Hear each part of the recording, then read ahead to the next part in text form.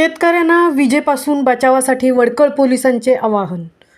नुकतीच पावसाळ्याला सुरुवात होत असून सुरू झालेल्या पावसामुळे शेतकरी सुखावला आहे आणि या शेतकऱ्याने शेतामध्ये जाऊन शेतीची मशागत आणि पेरणीला सुरुवात केली आहे। शेतकरी शेतामध्ये काम करत असताना कोणत्याही प्रकारची जीवितहानी होऊ नये, त्याचप्रमाणे वित्तहानी होऊ नये यासाठी पेण तालुक्यातील वडखळ पोलीस ठाण्याचे पोलीस निरीक्षक प्रसाद पांढरे यांनी शेतकऱ्यांसाठी विनंतीपर आवाहन केले आहे। रायगड जिल्ह्यातील पेण तालुका हे भाताचे कोठार समजले जाते, त्यामुळे पेणमध्ये मोठ्या प्रमाणावर भात शेती केली जाते। आता पावसाला सुरुवात झाल्याने ही भातशेती लावण्याची पूर्वतयारी शेतकरी वर्गाने सुरू केली असून पहिल्याच पावसात कोणत्याही प्रकारची जीवित वा वित्तहानी होऊ नये यासाठी वडखळ पोलीस ठाण्याने आवाहन केले आहे। पोलीस निरीक्षक प्रसाद पांढरे यांनी केलेल्या आवाहनानुसार पहिल्याच पावसात ज्यावेळी मोठ्या प्रमाणावर पाऊस होतो तेव्हा ढगांचा गडगडाट आणि विजांचा कडकडाट होत असतो। ही वीज पडण्याची प्रक्रिया असते ती उंच ठिकाणी म्हणजे शेतीशी निगडीत शेतातील झाड, विद्युत पोल किंवा विद्युत वाहिन्यांवर वीज पडण्याची शक्यता असते। त्यामुळे शेतकरी बांधवांनी मुसळधार पाऊस पडत असेल तर अशा ठिकाणी न राहता शेतामध्ये असणाऱ्या खोपट्यात जमिनीवर न उभे राहता एखादा प्लास्टिक किंवा सुक्या लाकडावर दोन्ही पाय जवळ घेऊन मान खाली घालून आणि कानात कापसाचे बोळे भरून डोळे बंद करून राहावे असे आवाहन केले आहे। त्याचप्रमाणे कोणतेही ज्वलनशील पदार्थ जवळ न ठेवता आपत्ती व्यवस्थापनाने जो ॲप तयार केला आहे तो ॲप मोबाईलमध्ये डाउनलोड करून ज्यावेळी या ॲपद्वारे वीज पडण्याचा संदेश दर्शविला जातो त्यावेळी ही सर्व खबरदारी घेऊन नंतर मोबाईल बंद करून आपली जीवितहानी आणि वित्तहानी टाळा, अशा प्रकारचे मोलाचे आवाहन वडखळ पोलीस ठाण्याचे पोलीस निरीक्षक प्रसाद पांढरे यांनी केले आहे। महामुंबईसह दीपक लोके, पेण। जय हिंद। वडखळकर नागरिकांनो, मी पी.आय. पांढरे, वडखळ पोलीस स्टेशन। एका महत्त्वाच्या विषयावर आपल्याला सर्वांना सावधान करण्यासाठी हे विवेचन करत आहे।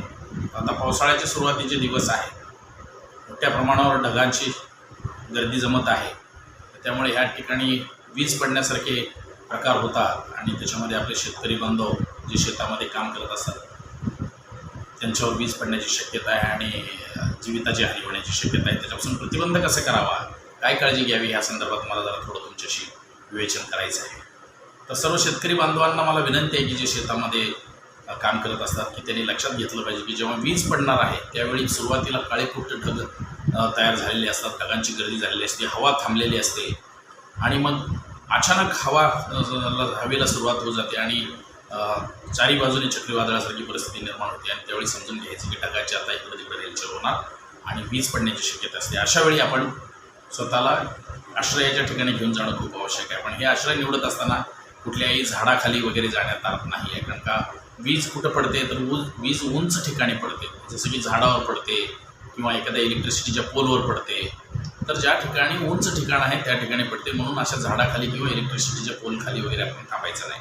तर त्वरित आपल्या शेतामध्ये किंवा मळ्यामध्ये असलेल्या एखाद्या झोपडीमध्ये जाऊन बसायचं आणि खाली प्लास्टिक जमिनीवर न बसता प्लास्टिक किंवा एक कोरडं लाकूड त्याच्यावर बसून दोन्ही पाय जवळ घेऊन बसायचे आणि मान आपली खाली घालावी, कानात गोळे कापसाचे गोळे असावे, जेणेकरून वीज पडताना मोठ्या प्रमाणावर आवाज होतो आणि त्याच्यामुळे कानावर परिणाम होऊ शकतात आणि मोठ्या प्रमाणावर प्रकाश देखील येतो, त्यामुळे डोळ्यावर देखील परिणाम होत असतात। त्यामुळे डोळे झाकून खाली पाहून आणि दोन्ही पाय एकत्रित करणं गरजेचं आहे, कारण का जर पाय वेगवेगळे असतील तर विजेच्या पडण्यावर मोठ्या प्रमाणावर वीज प्रवाह निर्माण होतो आणि त्याच्यामुळे आर्थिंग तयार होऊन आपल्या शरीराला करंट बसून मोठ्या प्रमाणावर करंट बसल्याने आपल्या जीविताची हानी होते।